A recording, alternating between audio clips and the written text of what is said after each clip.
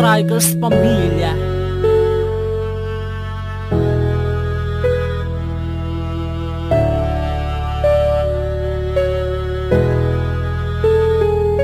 Ang buhay ko ay para bang dinaanan ng trahedya. Buhat nang ako'y mamulat sa maingay na pamilya. Wala naman akong mali pero palaging may komento sa salitang binibitawan. Ako'y naiinsulto at bakit ba ganun? Tayo ay iisang pamilya pero hindi pantay. Kayo lang ang maligaya. Minsan naiisip ko ako ay pinagkaitan. Ang lupit kong magbiro, ang tadhana't kapalaran. Wala kang magagawa kundi magtiis na lang sa pang-aapi na parang di ko sila magulang. At kahit kailan di ko sila binigo, pero turing nila sakin ay hindi kadugo. Kaya wag ka na magtaka kung maraming anak ang mga nagre-rebelde sa luhang pumapatak. Wala ka nang ibang maisip kundi magpatiwakal, dahil ang katotohanan din nila ako mahal. Marami ang nagtatanong kung bakit ako naging ganito.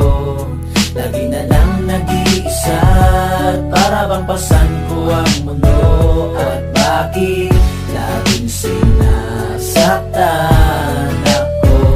Kailan ko ba mararamdaman ang pagmamahal nyo? Pinapakita mo na tama lahat ng iyong ginawa, ngunit hindi pa rin sapat at hindi nila madama. Maliit na pagkakamali kanilang pinapalaki. Umuwi ka man ng maaga o kahit mapagabi, tingin na magulang mo di tama at hindi na mababalik. Kaya kung minsan sa inyo gusto mo nang mag-reveal, nananakit nila ay labis at walang katapusan. Kaya buhay mo parang gusto mo na itong wakasan. Pang-aabuso nila di tama, para kang inaali. Pinubos na ang sakit, wasak pati na ang iyong damdamin. Gusto mong madama pagmamahal ng isang magulang, ngunit di mo madama, tila ba ika'y nasa kulungan. Mula nung bata pa ako, lagi na lang ginaganto ng aking mga magulang. Di nila ako nire-respeto bilang tunay na anak. Parati na lang umiiyak, iniisip ko kung bakit at hindi ko matiyak. Natunay ba akong kabilang sa buo kong pamilya? Pero parang hindi naman lahat aking ginagawa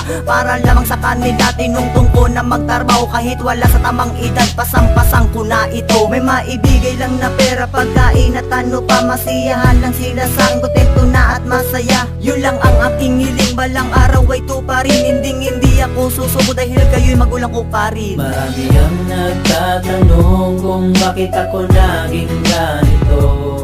Lagi na lang nag-iisa at para bang pasan ko ang mundo. At bakit laging sinasaktan ako?